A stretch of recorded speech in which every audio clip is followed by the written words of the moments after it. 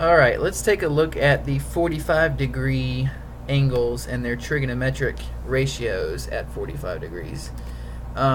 This is going to be kind of a different proof, so follow along as we do something a little bit different. We're actually going to start with an isosceles right triangle.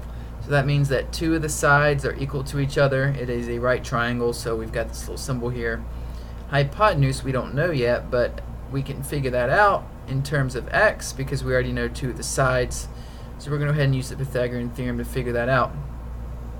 Before we do that, since it's isosceles, that means two of the angles must be equal that are opposite those equal sides. So these two angles are equal.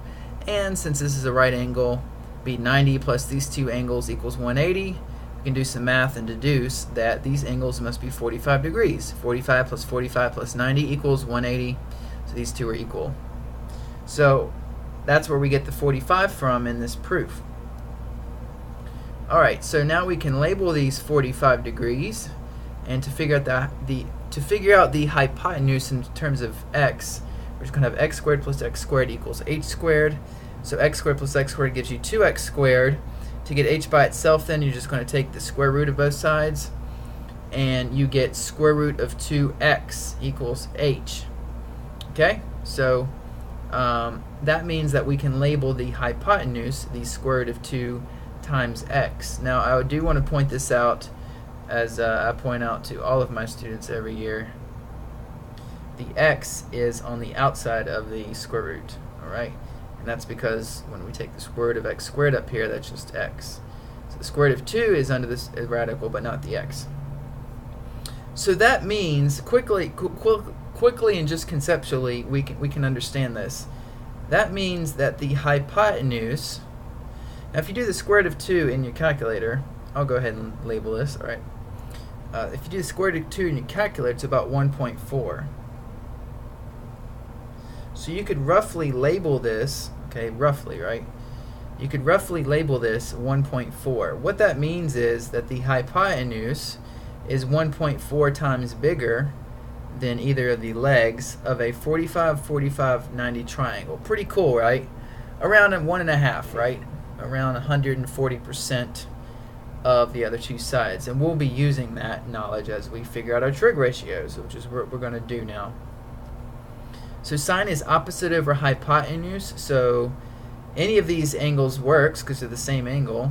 We could go here or we could go like this. Opposite's still just going to be x divided by square root of 2x. Now we will have to do some rationalization here, so we'd multiply the top and bottom by square root of 2, and we get square root of 2 over 2. Now that would be, as a decimal again, that would be what? 0.7, right? Because it'd be 1.4 over 2. What that means is, for sine, the opposite side of 45 degrees is around 0.7, square root of 2 over 2, or 70% of the hypotenuse. Makes sense, right? Again, this could come in very handy when doing construction or any kind of engineering to conceptually understand that the leg of a 45, 45, 90 triangle is around 70% of the hypotenuse. Okay, moving on to the other trig functions. Cosine is adjacent over hypotenuse, but since the adjacent side is going to be the same as the opposite side, you still get square root of 2 over 2, which is again about 70%. So the leg is about 70% of the hypotenuse. Okay. Moving on to tangent, opposite over adjacent. Well, in a 45, 45, 90, we showed that the legs are the same, so it's just going to be x over x, which equals 1. So each leg is 100% of the other leg. Very simple to understand. Now we have cosecant of 45, which is h over o.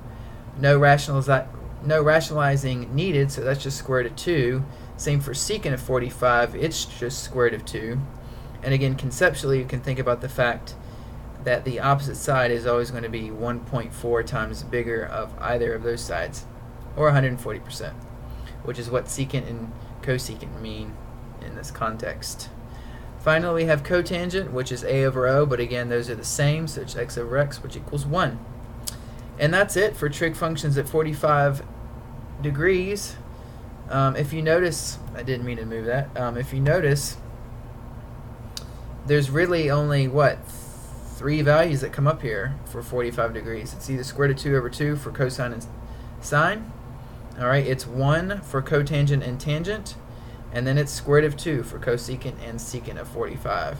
If you have any other questions about trig ratios at 45 degrees, let me know.